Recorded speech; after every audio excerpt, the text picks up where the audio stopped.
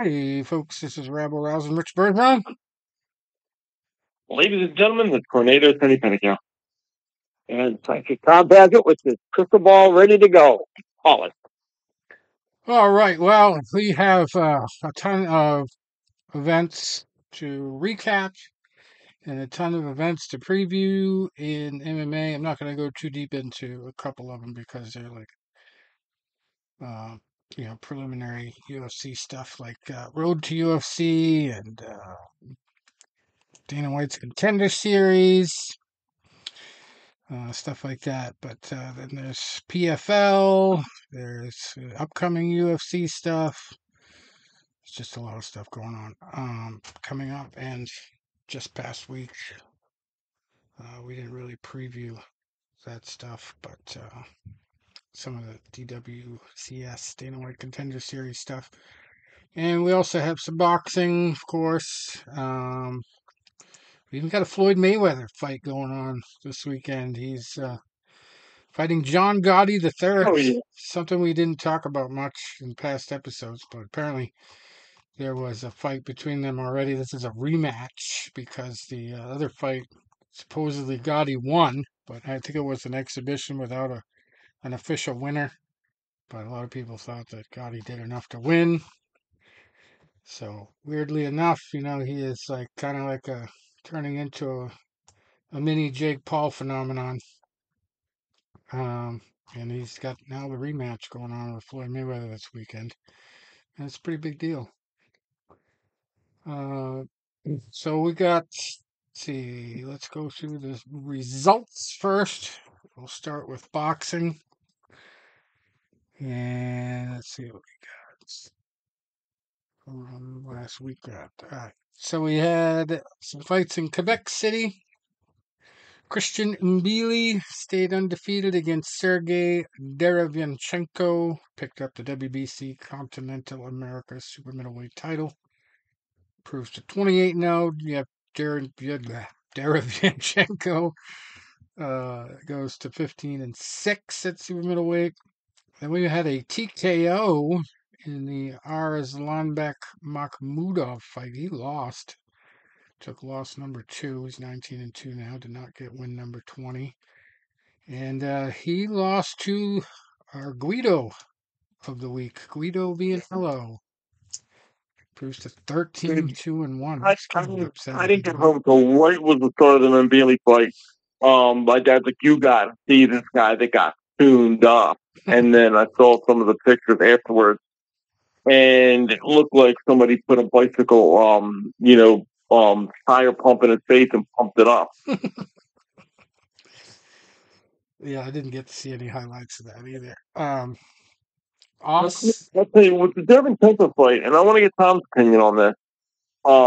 We know Mbili's coming out, and he's heavy-handed, he's aggressive, he's strong. He reminds me a lot of Sakio Bika, who was not the best fighter in the world, but he was so physical, he was so strong, he was so aggressive, he was so durable. Just a rough, tough fighter. Mbili kind of gives me that vibe. Derevyanchenko's never been stopped, and he's been in there with some really good guys, the Danny Jakes of the world, the Triple T's of the world. When you fight guys like that, and you go and you see that final bell, that's shows you right there that you're an Iron Man. Now, Derevyanchenko around the third round, he threw a jab, and you could see he tore his bicep. You could see it ball up in his arm, and he basically fought 7 rounds with one arm. And while he took a pretty good beating in that fight, I mean, he showed a ton of heart. But does that put a little bit of a cloud over Mbila that he couldn't take a one-armed guy out? Mm-hmm. Now that's a good point, because you gotta wonder what the purpose was. See, I didn't tune into it till later because there was so much MMA stuff going on. But I was catching the later rounds, and it's like, why is the corner allowing that? Because Derevyanchenko is, like you said, he's been in so many wars. He has nothing to prove. And then to answer your question, Man, I know the guy with one arm. Um,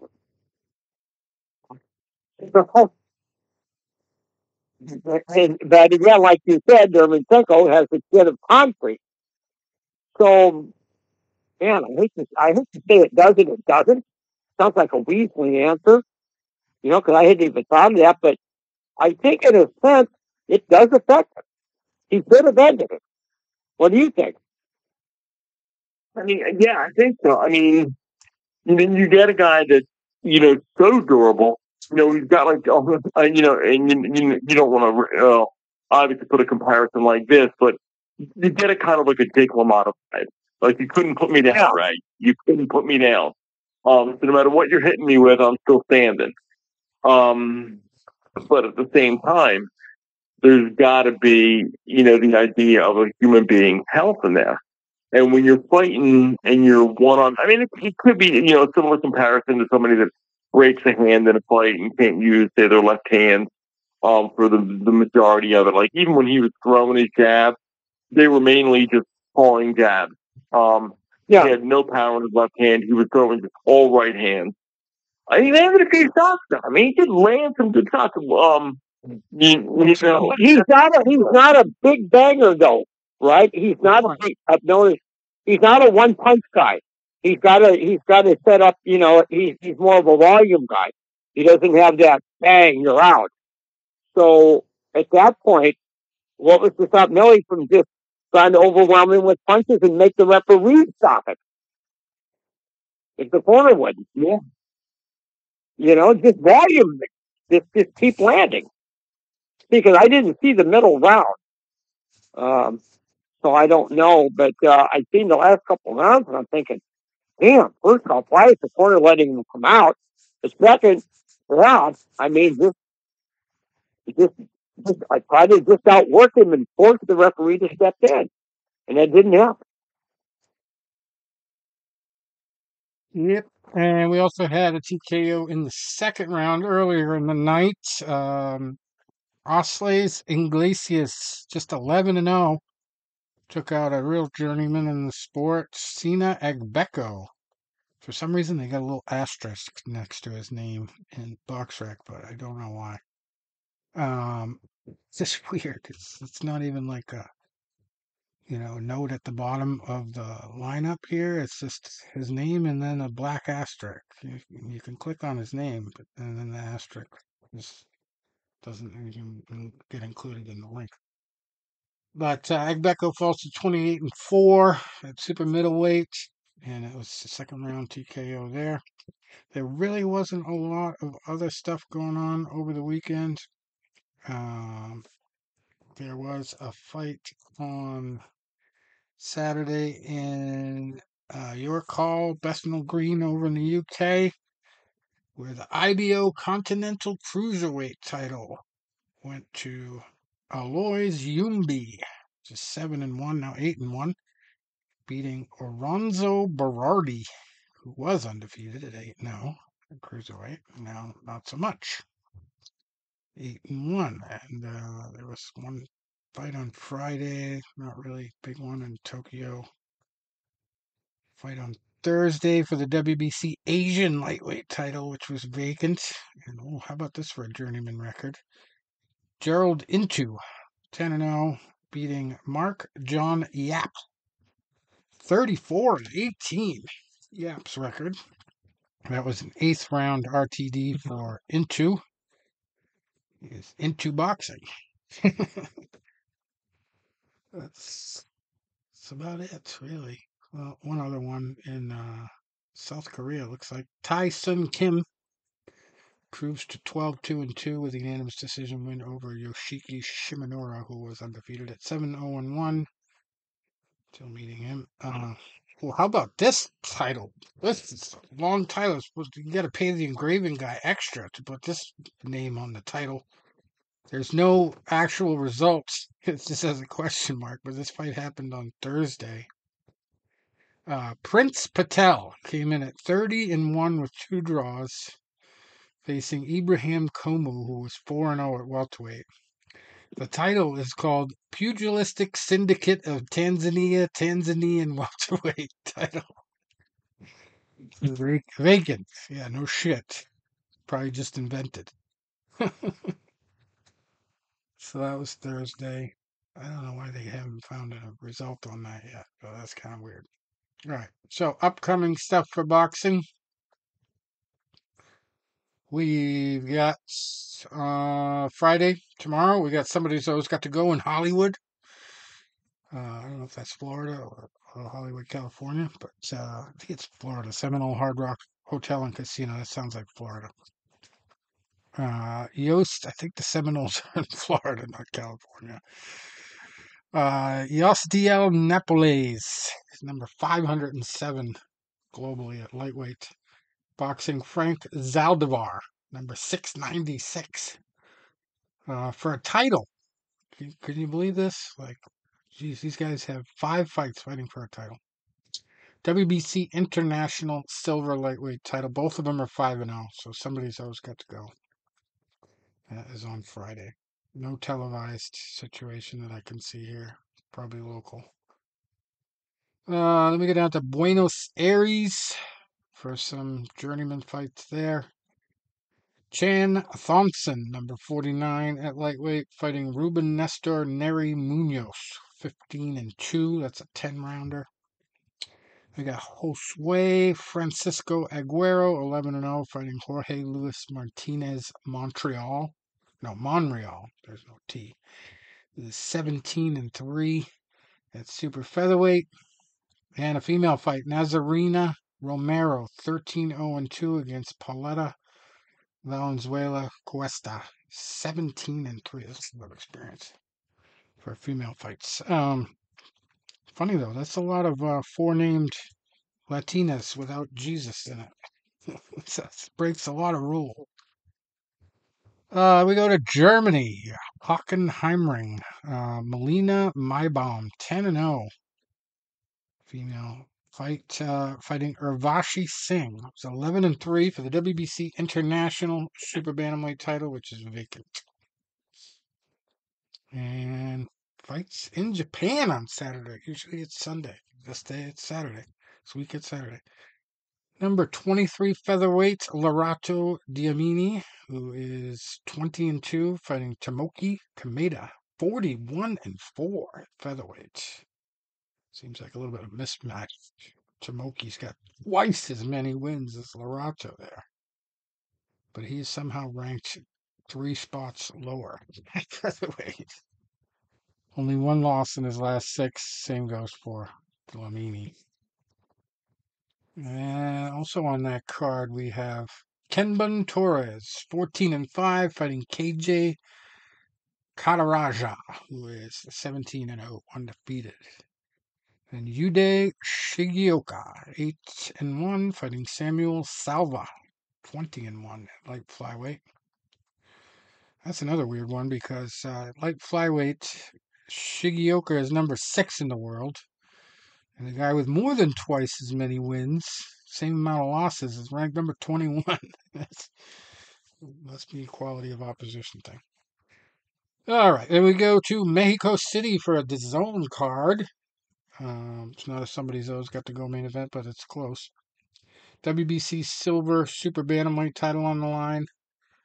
Azat Hovhannissian, 21-4, fighting Alan Picasso Romero, 28-0-1. I guess he's a Picasso who paints with his opponent's blood.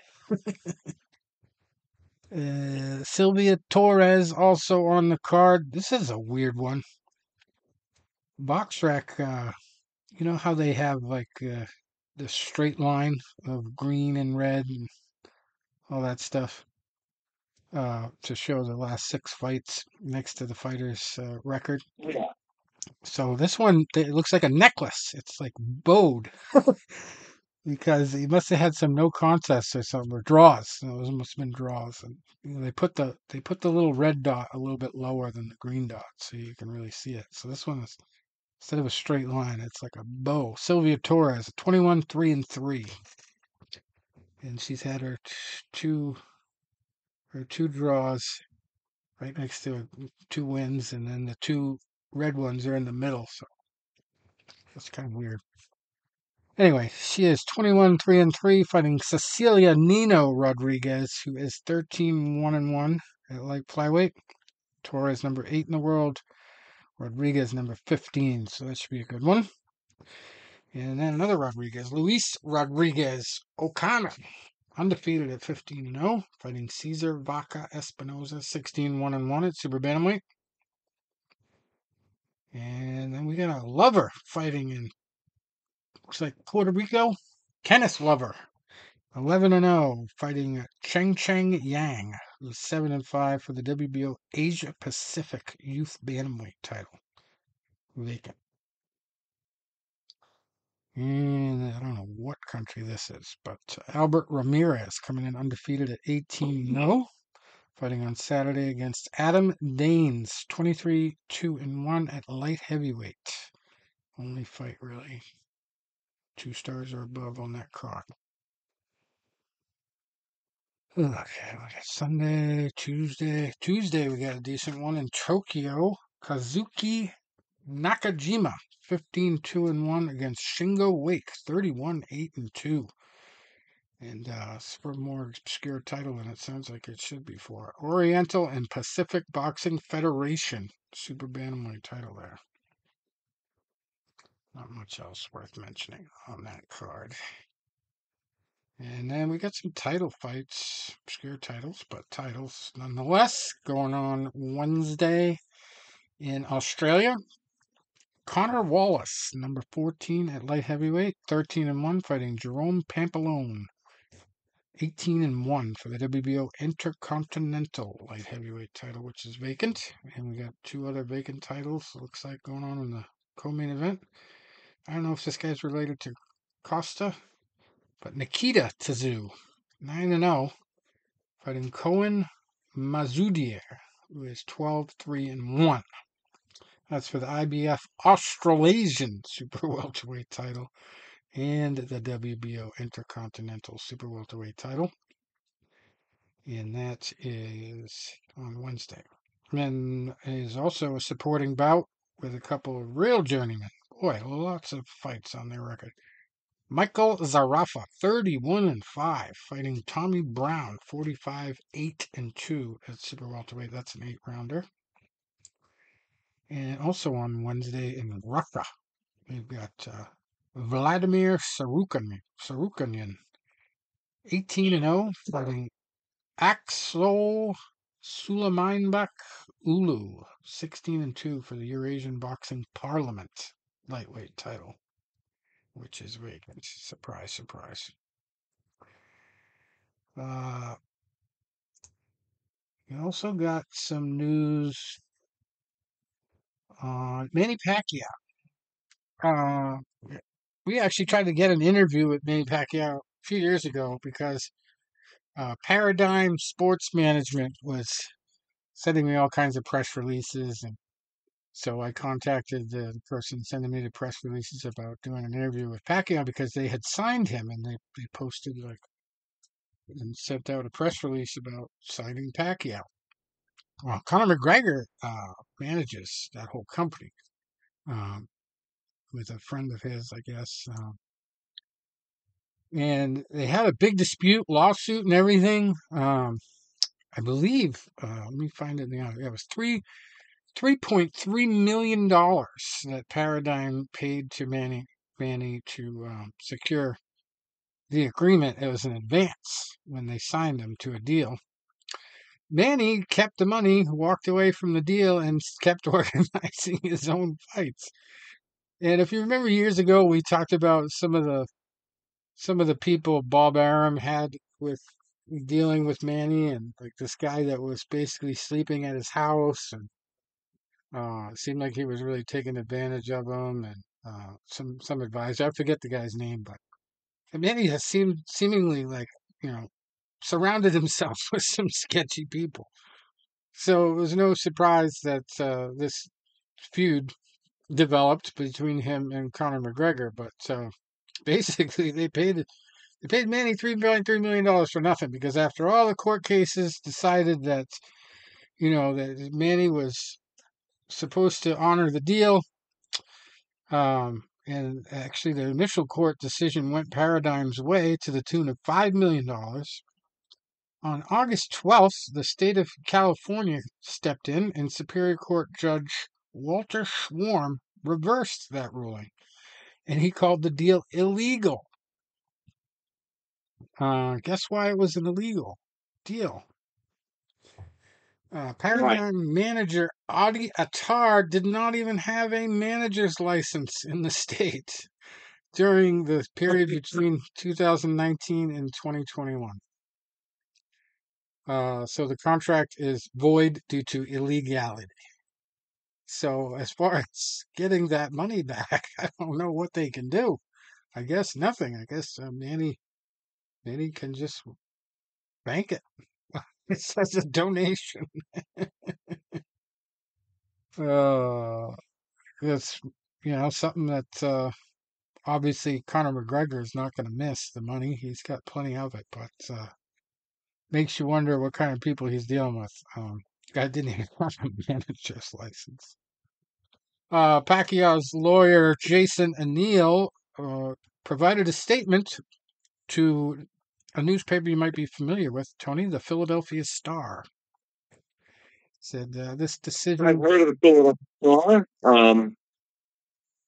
I couldn't say that I've ever read it. Looked at it. So he said, this decision negates the jury's findings back in May of 2023. We thank the court's time and effort in this matter. Mr. Pacquiao thanks his fans for their patience while the court fully resolved all the legal issues. Now, Manny actually fought 3 times since the lawsuit was filed, and he suffered a decision loss to Yordenis Ugas in November 2021, then fought 2 exhibition bouts in South Korea and Japan. And then he had a recent custom rules fight against kickboxer Rukia Anpo. And apparently Manny got pretty badly beaten there, but it was declared a draw due to the specific rule set. Nobody knows what's going to be in the future as far as fights for Manny, but obviously now he doesn't have to worry about contractual disputes. That's crazy, though. No, too smucking fart. The UFC has apparently decided that Conor McGregor will not fight this year, even though he wants to. Suppose he wanted to fight in November or December, but they just decided he won't. But something today happened. There was a press conference for PFL, and well, it wasn't really today. Well, the press conference was today, but Jake Paul was there. And that's actually reminded me of the press conference that Jake Paul had with Mike Tyson earlier this week.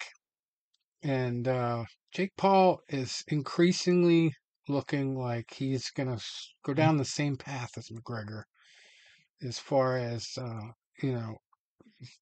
letting the fame go to his head. He sat there at the press conference with sunglasses on indoors and just like acted so unprofessionally. I mean, everybody was booing him, and he tried to get the crowd to start a chant, "Fuck Jake Paul." Like, it was just weird.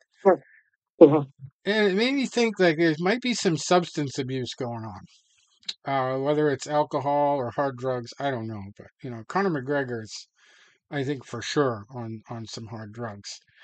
And it's been, like, really obvious. I know he's, like, tons of time been shown smoking weed on video, but it's got to be more than that with him. He's just been too many instances where he's been in public and just looked horrible. So I think Conor McGregor's future with the UFC is really in question. But the whole press conference with Tyson, just the way Jake Paul was like pushing Tyson, it makes me. Tyson started that though, didn't he? Yeah, but it just makes me think this whole thing has got to be staged. The biggest. I think so. Well, the contention between the because two of them, it wasn't Mike Tyson push like he did against Lennox Lewis, yeah, where he was just totally unhinged. He came out there, he was laughing, he was, just having a good old time with it. I don't think it was, that, off the hook Mike Tyson that we saw all them years ago. right. And Jake is saying that like he really likes Mike Tyson and everything like that, but he's gonna really hurt him and put him in the hospital basically. And he's like pissed at Tyson because he said he was gonna put him in his grave or whatever. It's just like so fake. And to me, like I just don't see how Jake Paul can go in there and just demolish Tyson and help his career. Like I think he has to lose. It has to be set up for him to lose. Or on the other hand, it's just a pillow fight for 11-minute rounds because we got 2-minute rounds.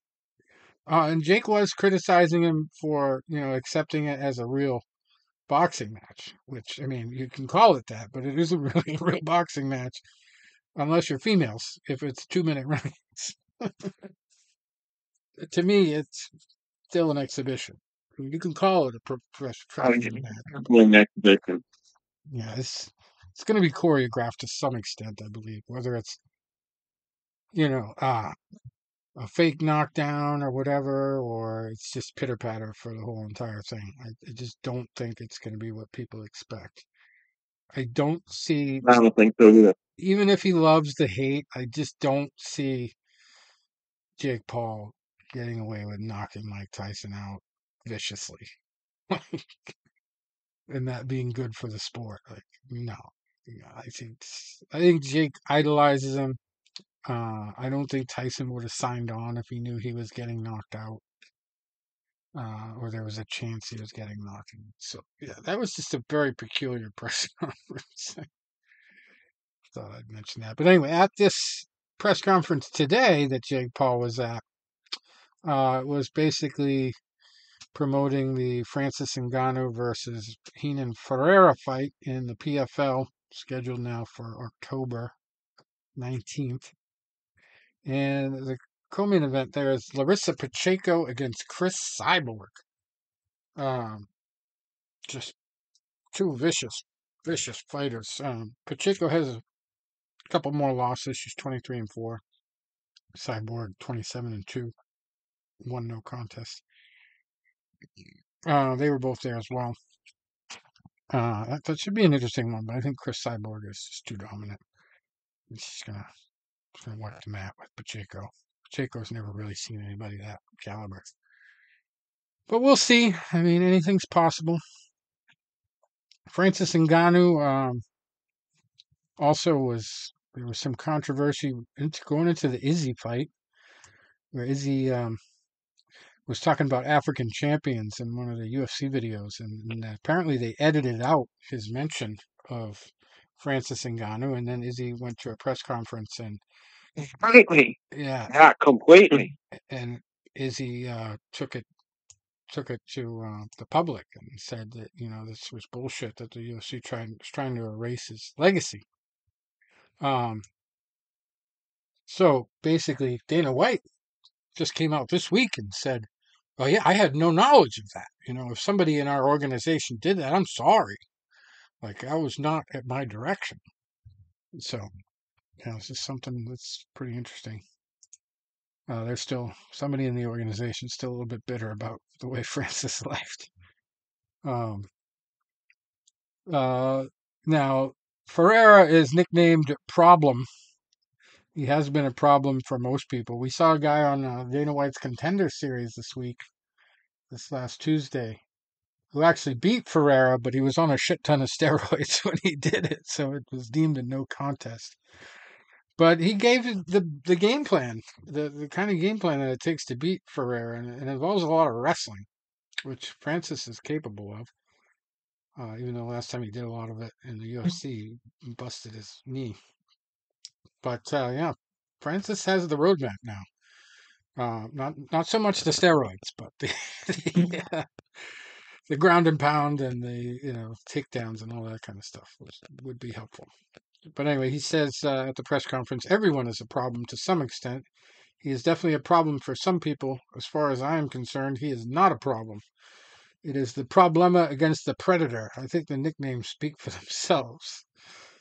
I wasn't impressed with his knockouts, not because they were not good, but because I knew he was capable of doing that. I've been watching Renan Ferreira long before many others knew who he was because I was so impressed with his ability. I saw him enter the PFL season and I put my money on this guy. He's going to smash everybody. I've been watching him and I wasn't impressed with his last fight because I knew what he was going to do. So yeah, he's been toying with the boxing for a while, but now he's getting back to MMA where I think he's going to really shine here. Ferreira recognizes he's a great athlete. He's also been following Ngannou for a long time. Said he was impressed, but he's really not screaming out loud that he's going to ruin him. He just says he knows I have knockout power and I can take him down to the ground and submit him. So I guess that reveals his game plan. He's going to try for the submission over the knockout, which would be smart. And he probably doesn't stand a chance. I think Ngannou has a little bit of reach on him, maybe some height. Jake Paul had a lot to say about the subject, though. I guess he was asked about John Jones fighting the winner. I don't know who would make such a stupid suggestion. I mean, it's completely different leagues, and the UFC never co-promotes. But he says, I think Dana White is scared to make that happen. He doesn't want to lose his horse to John Jones. I love John Jones, but that is too much of a risk for Dana to take. Francis is one of the baddest, if not the baddest man on the planet. I think Dana is scared and he doesn't want to do that. But the MMA fans want that. And this is the key quote. But Dana never does anything for the fans. So yes, Jake Wow. is a little pissed at the old Uncle Dana, even though they've got their prime energy drink all over the UFC cage. Crazy. So that was the press conference today. Let's see what else we got for news. That's about it for news. Oh, Tom Aspinall. Remember we were talking a few weeks ago about Stipe stepping aside possibly for Tom Aspinall to fight John Jones? Well, Tom Aspinall has been all over the news lately on this fight. And now he's floating rumors that Stipe is actually hurt. And that fight may not be possible. I haven't heard anything about it except reading that story. Yeah. So I will do a little detective work this week. Yeah, that's interesting. It just popped up in my radar today. He said it's inside circles where he got this information, but he doesn't really elaborate. It's just kind of crazy. I think Aspinall is becoming a bit unhinged on this topic. You know, it's going to happen. You can't wait a couple months to fight the winner, get the end, go from there. I mean, he just seems unhinged. Yeah, he's also been circulating some other stuff about he's going to retire John Jones without even fighting him. It's like John Jones is so afraid to fight him. I know. I mean, I know he's impatient, but he's knocking on the door. I mean, right now it just sounds like desperation. What's the hurry? He says, I'll fight either one of them for the undisputed title on any notice. I'm ready. And Jones is obviously returning from his own injury, tore his pectoral muscle right off the bone. And whoever John Jones fights, I think he's going to be very rusty. Not that he can't step right back in and do well. I mean, a lot of people have recovered from injuries like that, but yeah, that kind of injury is really tough. And then the time off, even though he's fighting another guy who's had a lot of time off, it's really a lot is going to depend on how that injury is healed and what kind of training he's doing leading up to this. So I'll have to wait and see for that. But let's get right into the MMA. We've got some recaps here. UFC 305. did not go very well as far as a lot of my predictions last week, but I did make a night of the card event, a bet that night that paid $189 on a $5 bet, plus 3,694 odds. And I didn't rely on names so much. I had 3 money line bets on names and then 2 under round bets, which was lucky because I knew there was no way the main event was going all 5 rounds. Just had this big feeling. So that was an easy one. That was the easiest one of all of them. So I started off with that one. Duplessis Adesanya under 4.5. That was just negative 140. Then Kai Kara France and Steve Ursig. I was smart enough to call that on an under 2.5. But I thought Ursig was going to be the winner in that one. So a lot of my other bets had Ursig and miserably failed. Then Daniel. You know, he was looking so good in that fight. Yes. You know, I was thinking his boxing is almost pro boxing level. And so it was until he got caught. I mean, I just thought he was just cruising. Well, that's the problem, though. He didn't have the proper killer instinct.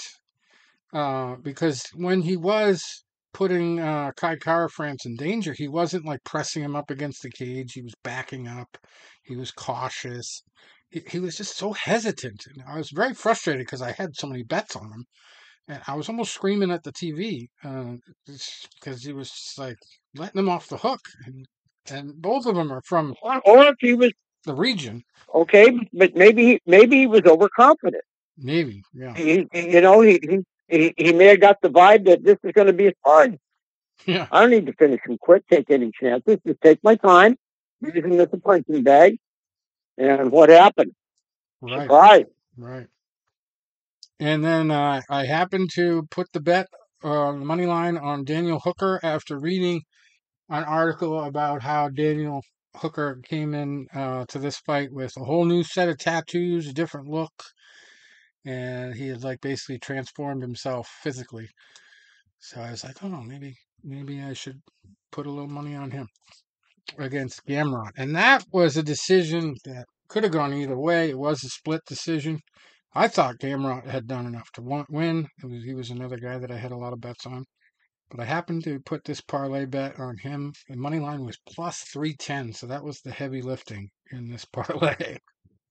Also, Rosenstruck money line negative 250, and Carlos Prates money line negative 400 was part of that line. That's the KO. Yes. That was a KO. Wow. Beautiful.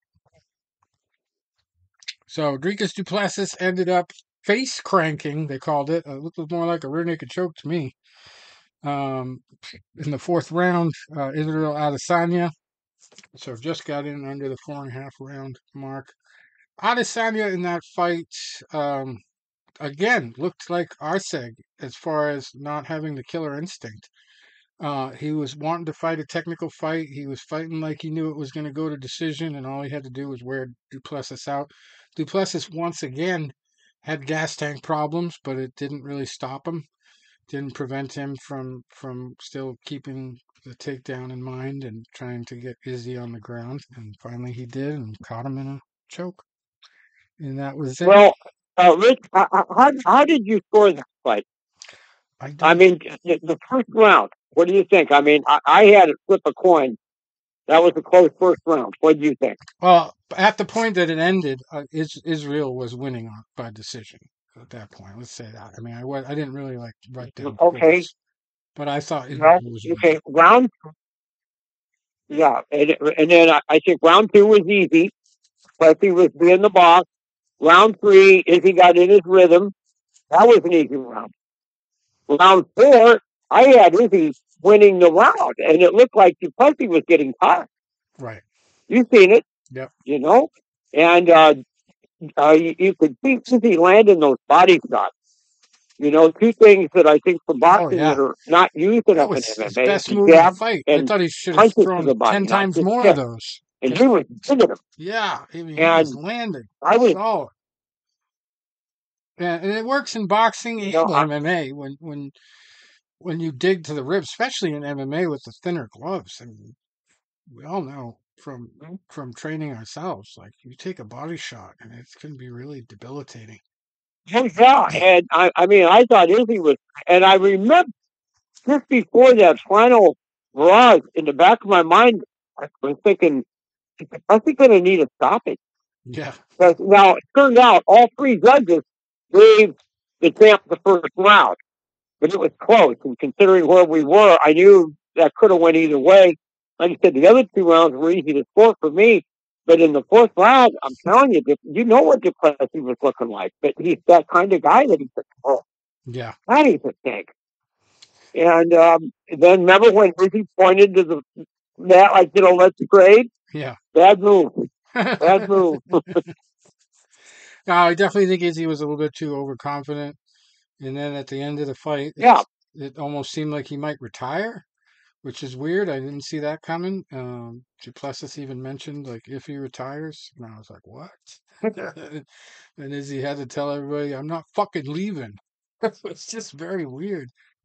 But yeah, Adesanya just did not put the pedal to the metal at the right opportunities that he had, and he paid for it. He's got to beef up his wrestling a little bit. I mean, he was pretty good with takedown defenses for most of the fight, but when it counted, he just didn't have it, and he couldn't get up and get out of that submission. But I definitely think it was a rear naked choke, not a face crank. I don't know why Sherdog has it as a face crank. Anyway, so we move on to Jersey or Dan Hooker. We were talking about Dan Hooker absolutely squeaked out his split decision over Mateusz Gamrot. Gamrot was a little too heavily reliant on the wrestling. He was doing good early with his striking, but then he kind of let Hooker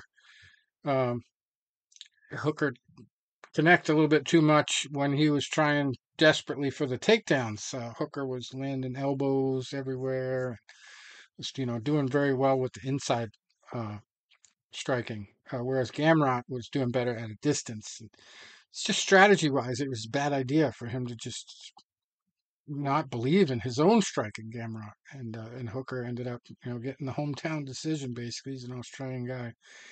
And I was not upset because I won the $189 bet off of it, but at the same time, like, boy, I could have won a lot more if Gamrot won that fight. Anyway, then we had another judging debacle on the Jairzinho Rosenstruck fight. He put on a technical masterclass. I thought he might have a knockout chance, but no, he went the distance with Tai Tuivasa. But one judge actually made this a split decision for some reason. Tuivasa got tuned up to the max, and one judge got relieved of his duties for the rest of the night because he picked Tuivasa. Now we need to see more of that in boxing as well. Yeah. You're done. You're done. I mean, that was so awful. And we didn't need the judges for Carlos Prates against Jiang Wang Li. That was a devastating knockout. 4 minutes and 2 seconds into round 2. And I had Prates on a lot of my bets, including the winning one. So that was no surprise. And he is from the same Fighting Nerds gym as this week's main event fighter in the UFC, Caio Borralho. And those guys continue to impress. They've just been winning left and right. And Johnny Walker's brother, Walter Walker, in the fight before that, with a very controversial heel hook win with just 8 seconds left in round 1 over Junior Tafa. I did not think it was controversial because you watch that replay a million times and it's all the same. Referee has every right to stop that fight. I think it was only controversial because Tafa had a little hissy. Yeah, what is the rule that if you don't tap, but if you scream? Yeah, if it's not hurting you to the point where you have to scream, then you shouldn't scream. So if you're screaming like that. See, the problem with the heel hook, and I've been caught in them. Yeah. And you don't really know you're hurt until it can be too late. Right. I mean, it's a horrible. You don't see too many of them anymore, but Yeah, I had no from, problem with the referee stopping it. we Fans, know fans didn't like it, though. we know from the other guy involved in a lot of controversial heel hooks, Usamar Palhares, that if you don't let go of that submission in time, it can do serious damage. And a Oh, referee, sure. I mean, yeah, pop the tendons in your knee. yeah, I've seen it happen. a It's referee one of the worst submissions has the in the duty game. of minimizing the damage whenever he can, and for the referee to step in when a guy screams like that in that type of submission, there's no fault in that. Tafa actually bitch slapped Walker after the fight when he went over to talk to him, and that required some separation. I thought that was the funniest thing of all because the guys that they had trying to keep those two apart from each other, and then I think there was a woman involved who was standing there like she was gonna protect one or the other from them. I was just like, please, like, what are you gonna do if he decides he's gonna try to fight him again after the bell? Whatever. But they didn't actually tussle again. But it was a little bit of a bitch slap. And Junior Tafo was very upset, which I just don't think he was justified to be. In the heat of the moment, yeah, I guess you could be upset, but there's just no way to act. And there was no controversy as far as I'm concerned.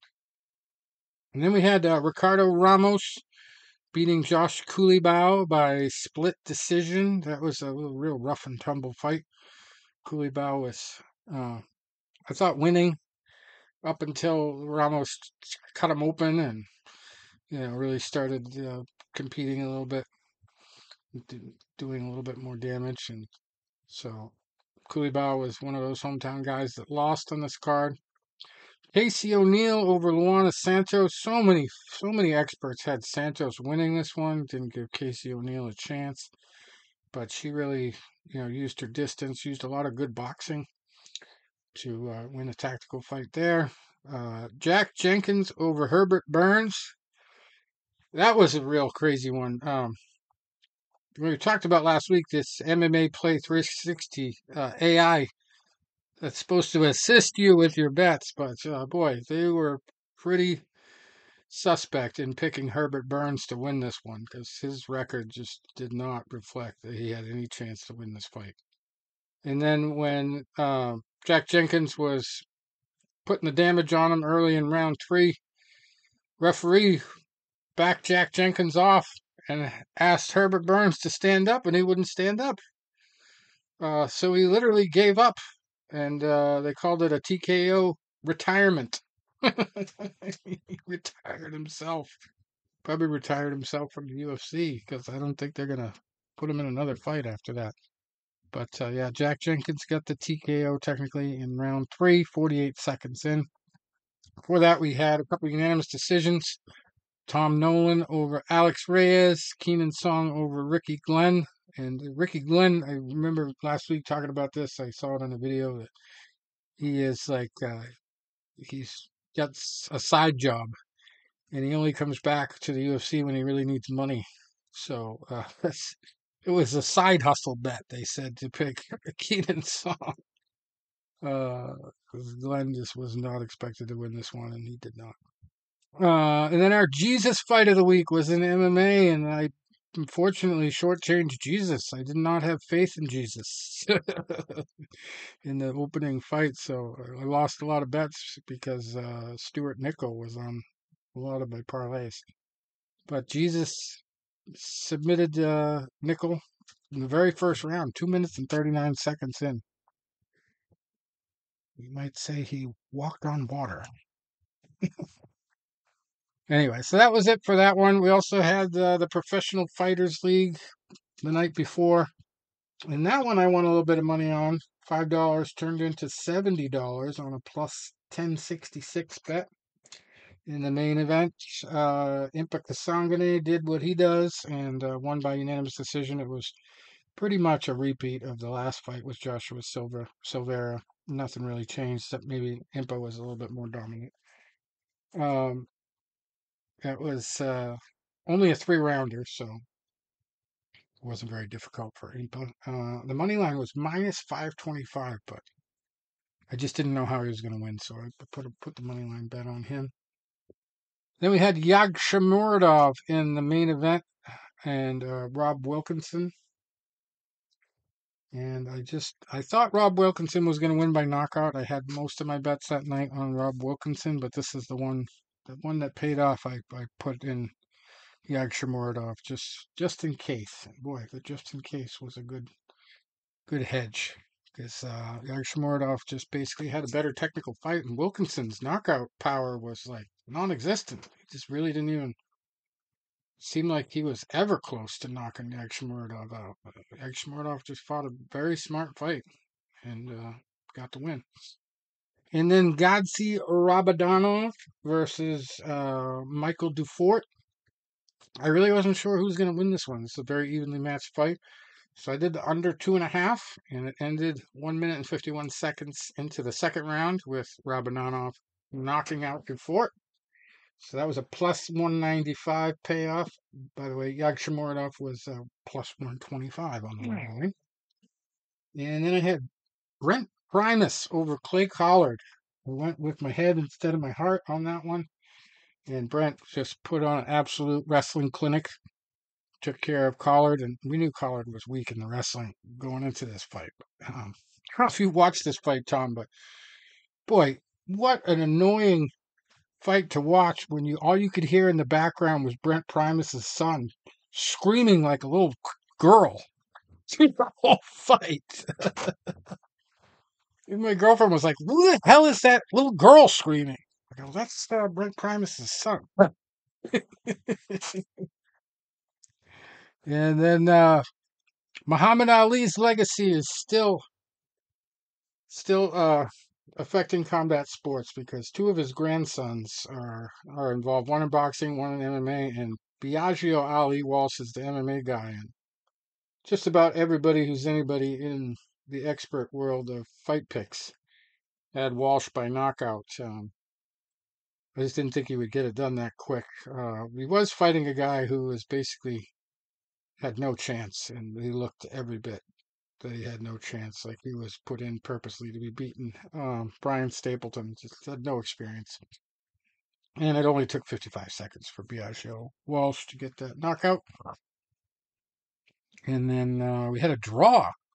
Danny Sabatello fighting to a draw against Lazaro Dayron. And I looked at their records, and Sabatello had some losses. So I put $5 on Dayron to win because the odds were so high. It was ridiculous odds. And so I got my money back on that one. They revoke the bet when it's a draw. So that was good. And then we had Mads Burnell over Elvin Espinosa by unanimous decision. And Thad Jean over Chris Brown, also by UD. Jordan Oliver over Braden Caio by unanimous decision as well. And the first fight of the night, Michelle Montague over Marilia Moraes by rear neck choke submission, just 1 minute and 44 seconds into the first round. And boy, Montague was not even worth betting on. Her odds went through the roof negative before that fight. I just didn't even touch that one as a result. Okay. So now we got the UFC Contender Series, Dana White's Contender Series.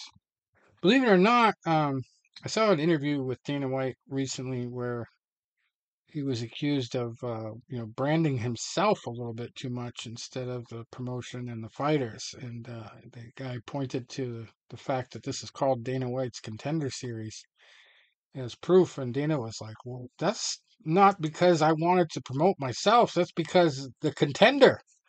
We had to distinguish ourselves from the Contender boxing series. So we had to call it something. So we called it Dana White's Contender Series to avoid the copyright issues, I guess." Well, we had an interesting slate of fights this week. Unfortunately, you can bet on those. For me, I say unfortunately because I bet badly on this one. Lost all my money betting on this one. Not all my money, but all the money I bet, I should say. Because I had a couple underdogs that did not pay off, and every single favorite won on this card. And 4 out of the 5 winners got contracts, and 2 guys who came back from previous appearances, actually it might have been even 3, did not do as well as they did before. Well, one guy did, but the other guy didn't do as well as he did before, so he did not get the contract. But it was an interesting fight card. Let's see if I can pick it up here. Here it is, Dana White's Contender Series. So first fight of the night was Cody Haddon over Billy Brand. That one was one that the experts really predicted pretty correctly. There was a couple guys that had Billy Brand possibly winning this one, but Cody took him out by rear naked choke in the first round, 3 minutes and 9 seconds. That pretty much guaranteed him a contract. I mean, finish is one thing, but first round finish, I mean, it's pretty much guaranteed to get you a contract. Dana White loves those. And Billy competed a little bit, but Cody just had the better game plan, better strategy all around. In the second fight of the night, everybody had Torres Finney getting a ground and pound knockout.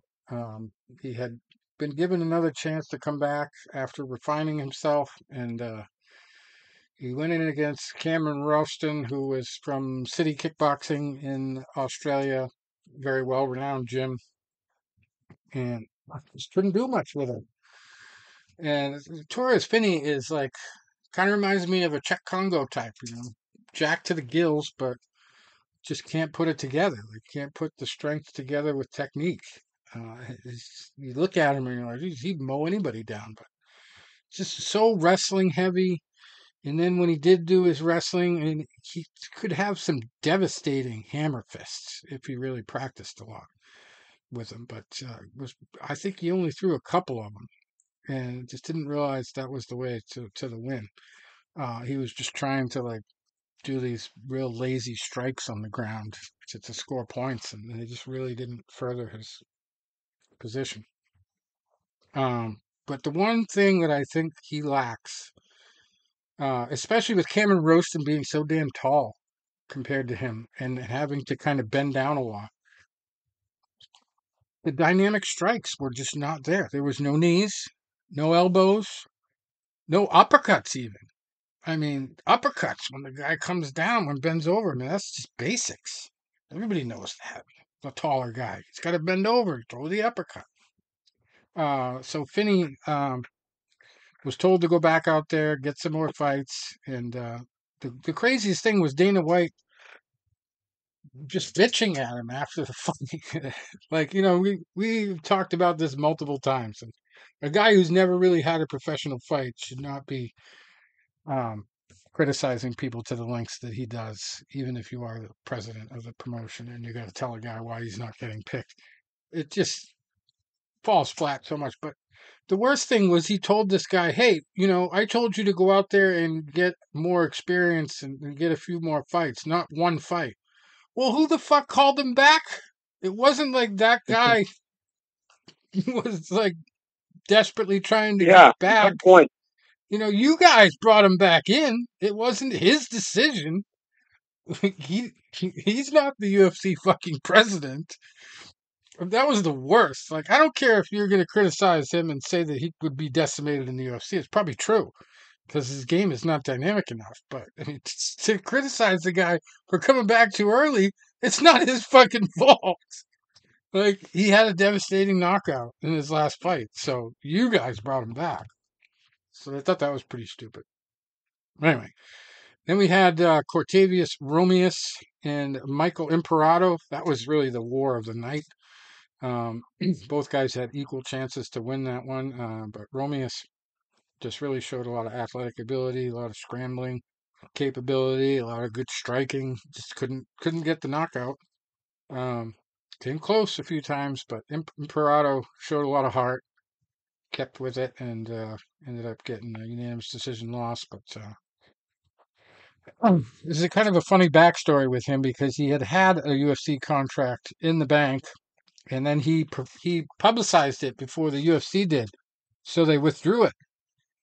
And I think he also had a chance on the Contender Series before, and didn't take advantage of it. So that was tough loss for him. He was really banking on it. And Cartavius Romeus ended up with the decision getting the contract, even though Finney won his decision and didn't get the contract. But yeah, Finney actually ended up doing the post-fight interview with a serious nosebleed too, because he got some bad strikes at the end of it. He was so exhausted from all that wrestling. But yeah, he's got to refine his skills. Only 25 years old, so he's got some time. And then we had the juiced up guy, Rizvan Kuniev. Hopefully he doesn't pop positive for steroids on this one, but this was the one I misjudged because a lot of people were high on Hugo Cunha. Cunha actually looked a little bit slimmer than he had looked in previous fights, and I don't know what the hell is wrong with this guy. But Kuniev came in not as aggressive as people expected him to be until the very end of the first round where he got the knockout.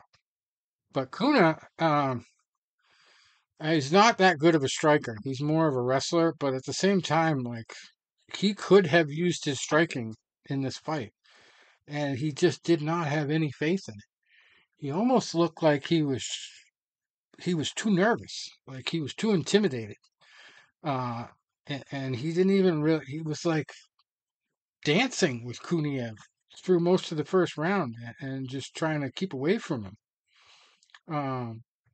It just puzzled me because I had some money on him, and the guy has talent, he has skill, but he just did not capitalize on it. And he didn't seem to be very confident in any of his abilities. And then he ended up getting KO'd at the very last second. And even the way he fell to the canvas and just covered up, like, didn't even try to bounce back up. And he wasn't even really hurt that bad. It almost looked like it was fixed. It was just so crazy.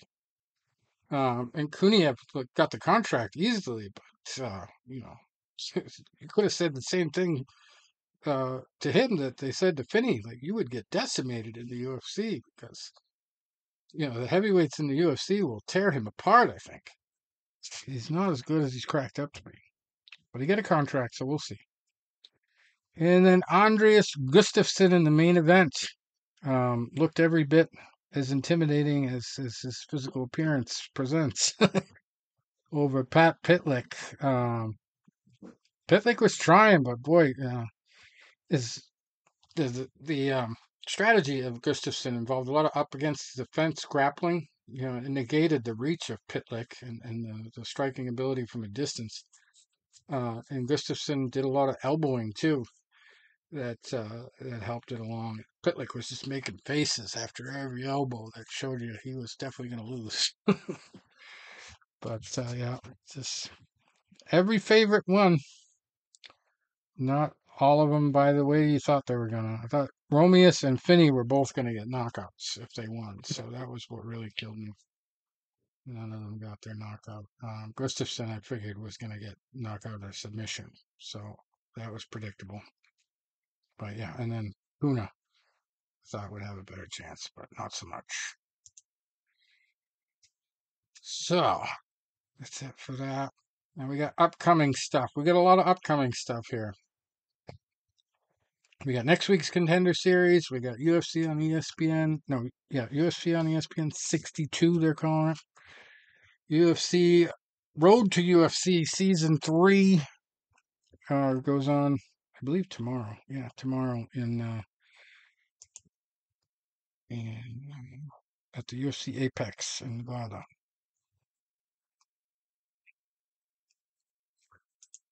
So that's, and then we also have PFL 9. So let's start with the UFC. Your Road to UFC Season 3. That's a quick one. We've got 5 fights, starting off with Jonathan Piersma, 9-2. It's actually 5 fights on 2 different days, so 10 fights.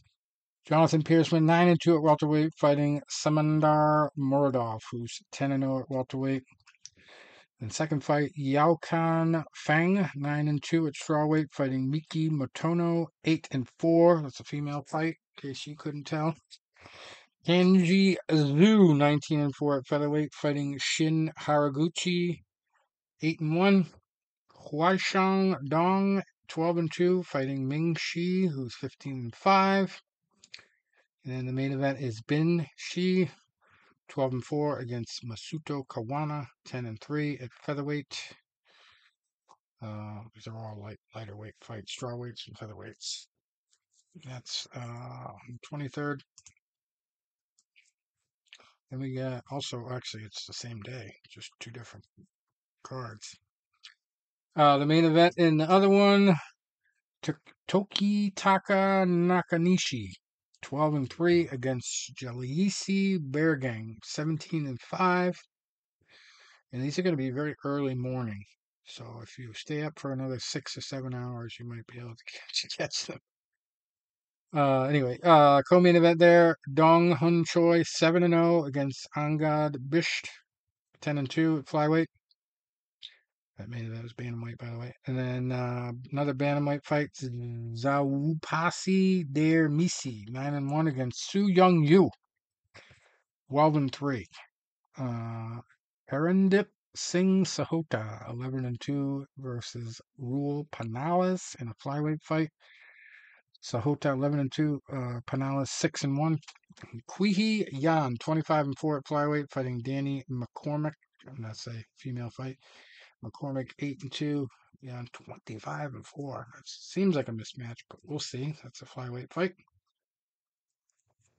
And so it's interesting because I sent you guys an email not too long ago about somebody who suggested that the UFC should have a minor league system. What the hell is all this? Dana White Contender Series has 10 weeks, and then you've got these Road to the UFC things. Dana White looking for a fight show. I mean, they have plenty of ways to get new talent in. And Dana White was asked about this in an interview with Ben Fowlkes, it was a surprise that Fowlkes even got the interview because he's been very critical of Dana White over the years. But Fowlkes asked him about that. Isn't this creating a situation where the UFC might have too much talent? And he's like, no, basically, we need to keep building. So kind of made some good points there. So now we have three big events, including the Dana White Contender Series next week to preview. Let's go to PFL first. Got my bet suggestions and everything for this one. Let's see if I can find it. There it is. All right, so we got Loughnane versus Kamaka in the main event. This is going to be from Washington, D.C. tomorrow night. Loughnane comes in at 28-5. Kamaka, Kai Kamaka the third, 14-5-1. And as you might expect, Loughnane is the favorite. He's negative 310. Kamaka plus 250. And these are all not BoxRec. DraftKings odds. Loughnane has won his last 4 fights by TKO, won 7 of his last 8, and he's only lost to Jesus Pinedo. 23-6 is Jesus' current record, and he's beaten a lot of PFL guys. He's very fierce. So no cheap date there, and accordingly, I think that Loughnane's probably going to win by TKO. But I have a better pick because Kamaka is a live dog at plus 250. He's 14-5. He has 12 decision wins, so only 2 finishes. So probably would be a perfect situation to do what they call an alternate decision bet. Loughnane by TKO or Kamaka by decision if you really want to be safe. I don't know the odds on that because PFL waits to the day of on DraftKings to open up those types of bets, so you can even see the odds. But money line is negative 310 for Loughnane and plus 250 for Kamaka. I would lean Loughnane. And then we've got Magomed Umalatov coming in at 16-0 against Neiman Gracie, who is 13-5. And if you're familiar with the Gracie family, I would not bet on Umalatov to get a submission here. TKO or decision, I think, is the safest bet. Money line, you might not want to bet that because Umalatov is negative 2,800 on the money line. Not very smart bet there. You'd have to bet a lot to get any return on that investment. And then we have Gabriel Braga at featherweight, 14-1, fighting Timur Kizriev, who's 16-0. And Braga's also got only one loss to Jesus, which was a late knockout after he actually beat Jesus, same Jesus Pineda, by split decision earlier in his career. Kizriev's undefeated. He's got 5 decisions in a row, 76% decision rate. So this is another alternate choice bet. I'd call this the lock of the week for PFL, TKO or decision. So you go with TKO for Braga or decision for Kizriev. I think that's pretty easy. The betting odds, money line, Braga plus 330, negative 425 for Kizriev. So I'd say, safe bet. Probably Kizriev by decision in the long run, but he is undefeated, so you got to favor an undefeated fighter. But the safest bet, I think, is that ultimate decision bet. Then we go to Shamil Musayev, 16-0-1 against Murad Ramazanov. Musayev 16-0-1, again, undefeated fighter. Ramazanov 12-1. And he lost to Musayev just this past June. So that's his only one loss. So it's pretty predictable there. Ramazanov is plus 250. Musayev negative 310. Musayev has 69% of his wins by knockout. He's got 3 knockouts in a row. But I'd still go TKO or decision on Musayev. Double chance. Ray Cooper III, 25-10-1 against Muhammad Berkamov. 15-1. And Berkamov is a pretty heavy favorite at negative 395. Cooper plus 310. I'd say Berkamov, if you're picking him, you go sub or decision, preferably sub. I think is going to be the way. He's got a lot of submissions. And then Ray Cooper lost 3 of his last 4. You could do a KO or sub alternate choice because Ray Cooper likes to knock his opponents out when he does win. But I really think Berkamov's going to take this one. It's just too much of a heavy favorite. Then we got 6-5 tonight. Eric Alequin, 7-1, fighting Luka Poklit, who is 10-2 at welterweight. And Alequin never beat anybody with less than 3 losses. I did notice that from looking at his full record. Did the deep analysis on this one. He is a plus 230 money line. Poklit is negative 285. He's got the better experience, Poklit, in competition too. If you look at Alequin's record, he's beat a lot of guys who are like 6-4. Just don't really have the level of experience that Poklit's opponents do. So I think Poklit by submission or decision. Don't even have a recommendation for Alequin because I don't think he's got a shot. All right, now we got Tyler Diamond versus Enrique Barzola.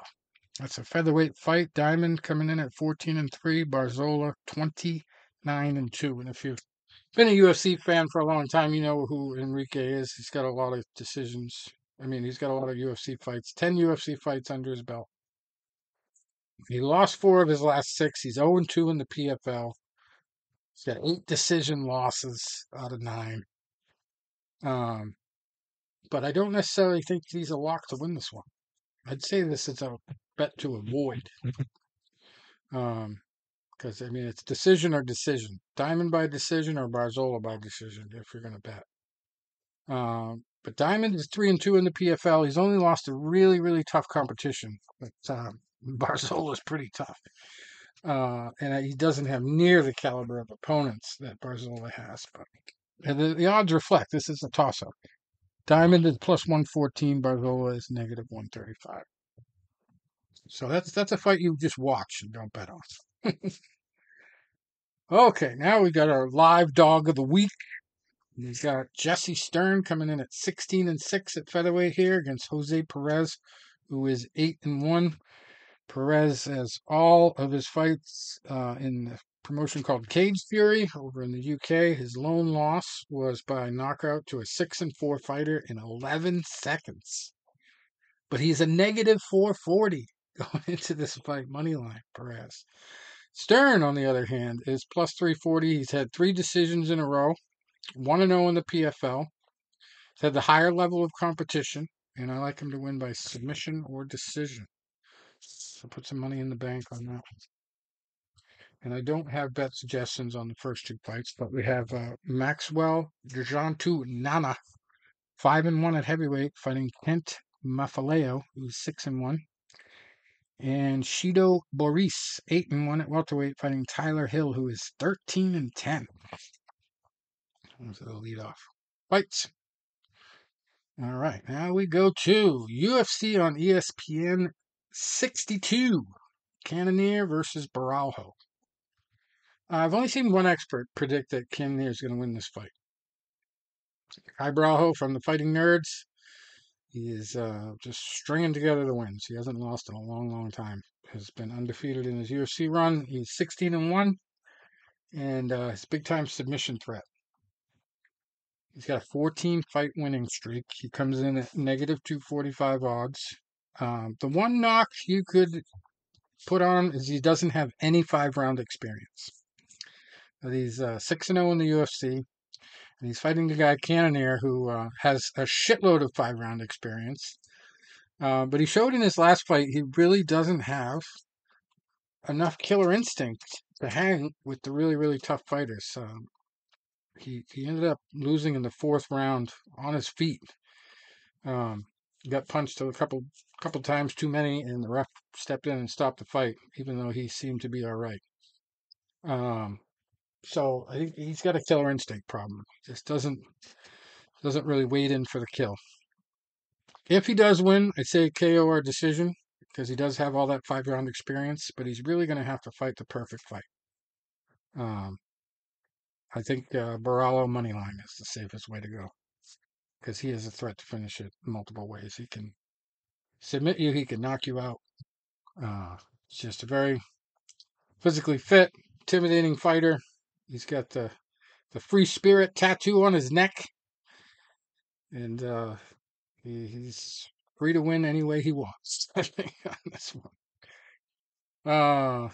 Then we got the baby shark, Tabitha Ricci, coming in at 10-2 at strawweight in the co-main event against Angela Hill, who is 17-3, and she might be considered over the hill as far as MMA fighters are concerned. She's almost 40, which is old, according to a lot of experts in MMA. I wouldn't consider that old for an MMA fighter, but then again, I'm not an MMA fighter. Angela got a submission in her last fight. It's one of the things where, I always say the female fights you should bet to go the distance. That was more of a situation where her opponent sort of gave up into that submission. But, she shows that she is capable. It was her only submission win of her entire career there, though. She's got 11 decision wins. A lot of experts have Angela Hill winning this one by decision. A few of them, though, like Ricci. You could do some common opponent math in this one, because Angela and Tabitha have fought the same person. A couple of the same people, I believe. Tisha Pennington is one. The Tiny Tornado, Tony. She's a tiny tornado. She used to be called Torres. That's why. Now she's Pennington because she's married to another female. It's the only situation I've ever seen where the females married each other and one of them took the other's name. I thought that only happened between males and females, but they just wanted to set the precedent, I guess.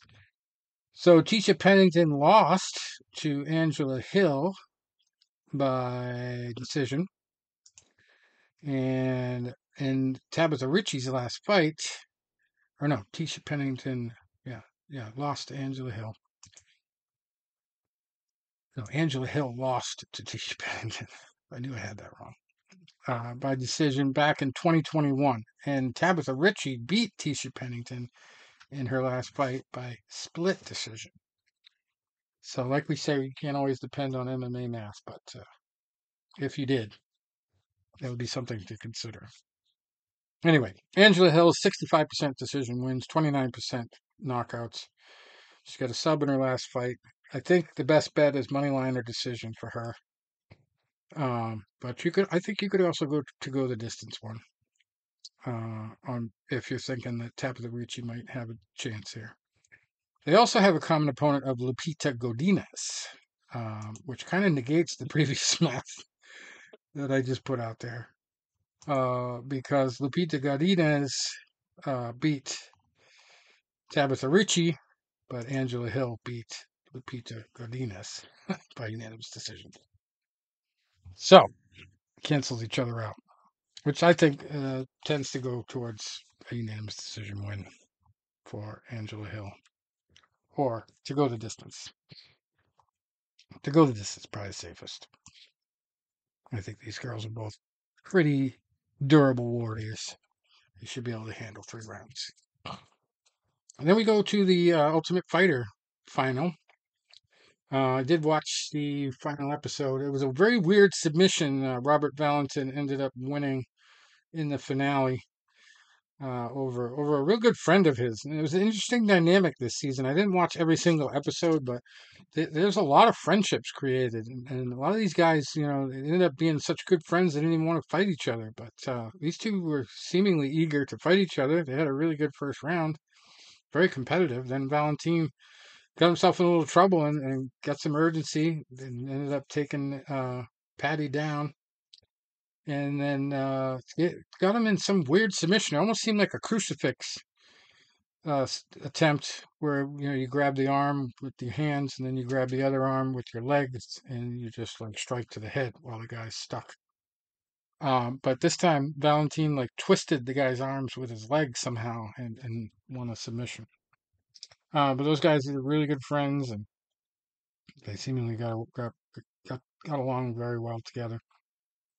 But Valentin here is the real tough Viking type. He's coming in at 10-3 at middleweight. He's big on the stoppages. He has got a 90% finish rate of his wins. He's a -170 favorite. And oh, by the way, the Tabitha Ricci and Angela Hill at last check were both -110, so that shows you how evenly matched they are. His opponent here has a lot less experience, Valentin. 6-1. He's a heavy wrestling type of fighter. He's got 67% of his wins by TKOs, though. He's a +142 underdog, but I think he's really got no shot here. Unless he really makes this fight all about wrestling and just tires the shit out of Valentin. But Valentin is just very focused, very intense. I just don't think Lewis got a chance. And we got Khan Offley against Myron Santos Alves. Offley 11-2-1 at featherweight. Santos Alves is 13-1.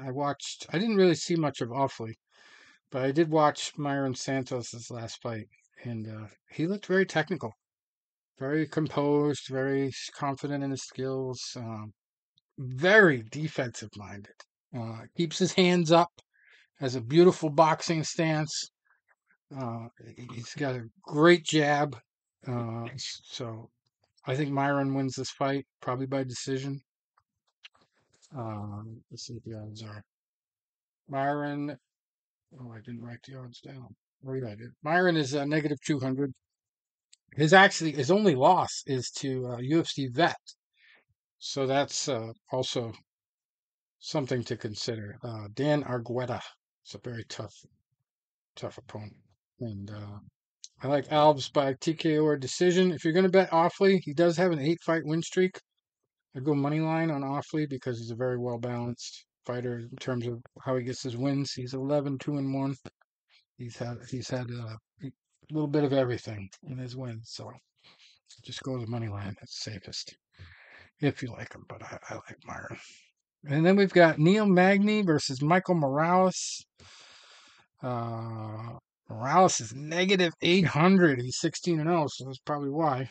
Magny 29-11, so he's +600.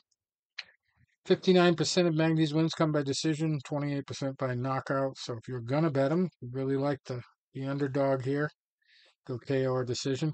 But I think Morales actually has first round knockout potential. But I like him by TKO or decision if you're gonna be safe. Don't know what the odds are on that. And then this is another potential lock of the week on an alternate choice bet, and I've seen a lot of experts say the same thing.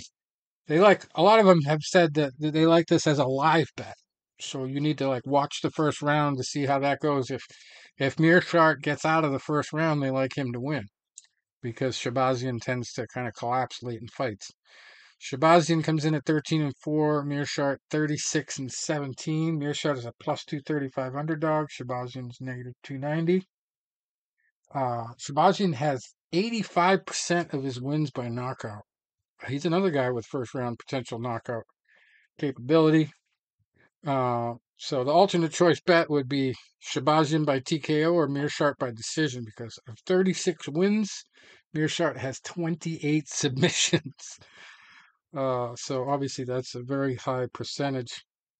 It does have first round knockout losses though, Meerschaert, 3 of them. So TKO or sub, alternate choice, Meerschaert sub, Shabazian TKO, but I think probably judging from Meerschaert's up and down history, Shabazian should be able to get the knockout, probably in the first round. And we got a guy that really made me look foolish a few weeks ago in his last fight. He had 2 losses in a row. It did not look like he was going to make it in the UFC, and then he just put on a clinic in his last fight. And this is another guy, couple guys with common opponents. Dennis Bazushka and Francis Marshall both fought the same guy before. Bazushka comes in at 12-4, and Marshall comes in at 7-2. Bazushka is a plus 125 underdog.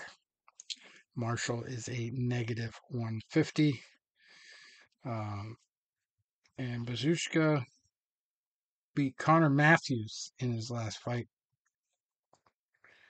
by knockout in the 3rd round. And like I said, he put on a clinic. Now, Marshall also fought Connor Matthews, won by unanimous decision in the Contender series to get into the UFC. So Bazushka knocking him out. I think that's actually because they fought each other.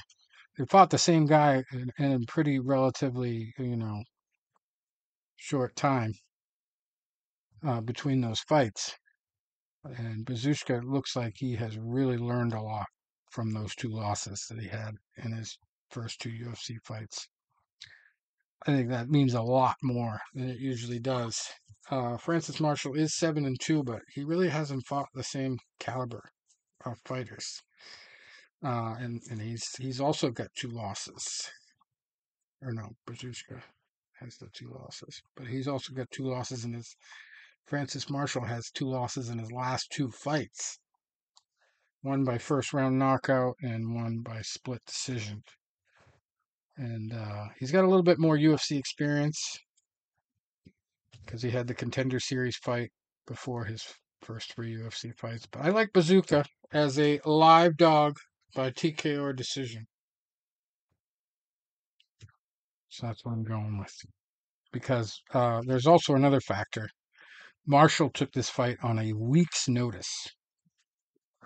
And having back-to-back losses obviously killed me the last time I picked against Dennis Bazushka. So I could be wrong about this one. But I hope I'm not. Anyway. All right. On to the next one. Zachary Reese 7-1 against Jose Medina, 11-3 at middleweight. Zachary Reese, very limited experience for a UFC fighter going against Jose Medina here, but he has a 100% finish rate, and all of them in the first round. 71% of them are TKOs, and the rest are subs. He's a negative 535 on the money line. Medina is 11-3. He's got 73% KOs, but he does have low quality opposition, which might explain why he's a plus 400. So I guess TKO or sub for Reese. And if you like Medina, TKO, but this might be one you want to stay away from. And then we got Vyacheslav Borshev 7-4-1 against James Longtop, who's 14-3 at lightweight in the fourth fight of the night. Borshev seems to be the heavy favorite. He's 218, negative 218. He's got 6 knockout wins, 1 decision. He's got like a kickboxing and Muay Thai background, so he has way more fights than his UFC record reflects. But he has lost 3 of his last 5. Long Top's plus 180. He's 14-3. He's got 7 knockouts, 1 submissions, and 6 decisions. I actually would recommend Long Top on this one. I just don't have faith in Borshev. I like Long Top TKO decision. And then we've got Josiane Nunes against Jacqueline Cavalcanti. 6-1 for Cavalcanti. Nunes is 10-2 at bantamweight. Cavalcanti, if you like her, KO or decision. Nunes, if you like her, KO or decision. Same deal. But Nunes does have 3 straight decisions. She's got more UFC experience. And I've seen this one go both ways from the experts. So I'm just going to say avoid it.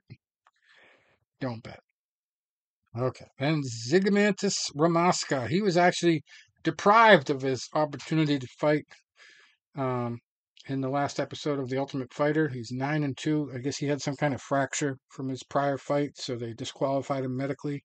They kind of told him at the last minute, which I thought was a little bit disrespectful. Even the coach there, Bullet Shevchenko, was looking pretty upset about it when they showed the video of the decision that they made, and they told him about it. They brought the coach in too, and she was like, "Why didn't you tell us yesterday?" But so this becomes the bronze medal match for the Ultimate Fighter here. He's fighting Nathan Fletcher, who's 8-1 at featherweight, and it's a pretty even fight. But Ramaska is another guy that has a 100% finish rate for his wins. Obviously, he doesn't have any UFC fights, but he has 3 knockouts in a row. Fletcher's only 88% finish rate. He has 6 submissions. But yeah, this is a tough one to predict. I really don't know. If I had to, gun to my head, pick one guy, go Ramaska moneyline. And then if you're in the Wang gang, you're going to pick Kong Wang in the first fight. She is 5-0, fighting Victoria Leonardo, who is 9-5. I'm not saying place your bets here, but I will say that Leonardo is a live dog in my opinion. She's plus 750. And at last check, Wang was negative 1,200 odds. And if you remember the last time a UFC debuting fighter had huge negative odds, it was Fatima Klein. And it was one of the successful picks that I pointed out on our show and said that Fatima Klein is overrated. And she lost. So, same thing can happen to Wang here. But everybody's on Wang for some reason. They think she's got it. I don't see it. I mean, she really hasn't fought anybody even remotely recognizable names. Call her the Joker.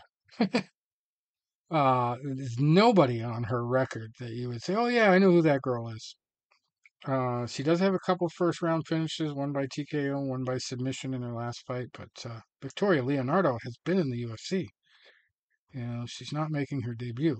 She debuted on the Contender series back in 2020 with a win. And she does have 3 losses in her last 4 fights, but she's got a UFC win. So I would not shortchange her in this one. I think she's got a chance. So you're saying there's a chance. All right. So that does it for that one. Final fight card we have to go through. Thankfully, it's quick. Is the next Dana White Contender Series on week 3. I don't have picks for this because I haven't analyzed it yet. I had enough shit to analyze, as you could see.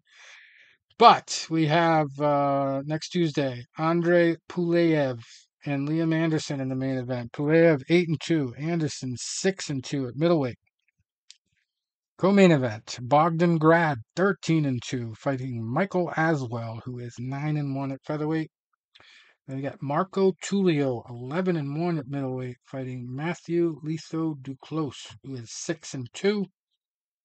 And then this is a very odd name for a fighter. Malcolm Wellmaker. 7-0. He's not a well maker. He's a fighter. Adam Bromhold, 13-2 is his opponent at bantamweight. And then the first fight of the night, somebody's O's got to go at flyweight. Jack Duffy, 7-0, fighting Nick Piccini, 6-0. That's about it. It's a lot of stuff. We do have one other story, real quick. Cain Velasquez. I don't know if we talked about this a lot, but he is facing decades behind prison for his. I know we mentioned this on the show before. He's in trouble for shooting at a car that had the guy who molested his son was in this car, and he saw him and got upset about it, obviously, and he went on what they're calling a vigilante shooting spree, trying to kill the guy in 2022. So he's actually pleaded no contest. He was out on bail. I think he still is. But he's got sentencing in October. And the judge has pretty wide discretion, but he's already signed a plea for the no contest. And he says, the form states, I understand the maximum sentence for the charges I am pleading guilty or no contest to is a state prison term of 40 years and 4 months to life. So it's probably going to get somewhere between 20 and 30, I would think. But the judge could be very lenient since he's probably never been in trouble before. Might give him 10 or something like that. But he's definitely going to be going to jail for quite a bit of time. He ended up almost killing the guy's father. And I don't even think he hit the guy that he was aiming for. So yeah, if you're going to be vigilante and go for something like that, you probably should target the guy while he's by himself. If you're going to do that. But it's probably safer to not do it at all. And I don't know if there's any update on whether the guy that was guilty of the molestation was prosecuted. Well, that's in the news this week. All right. Well, I guess that's all for this week. You guys got anything, final notes to point out? Nope. It's going to keep pushing towards my 1,000 minutes. All right. Tony's going to break the Fitbit record this week. I just want to see what happens. I want to see if it can roll over. If it actually says 1,000 or it starts anew. You think it's going to be like the 2000 bug in the computers? It's going to break your fit? You know, it says 150, 300. I've gotten it up to 900. I never broke that. And I guess it'll have to be 1,050 because that would be the next equivalent of 160 minutes. So I want to see what it says 1,050 or if it just says 150. Ah. Well, keep us posted. Let us know next week. Okay, will do. All right. All right, guys. Enjoy the fight. Yes, sir. See you. Thanks for stopping by.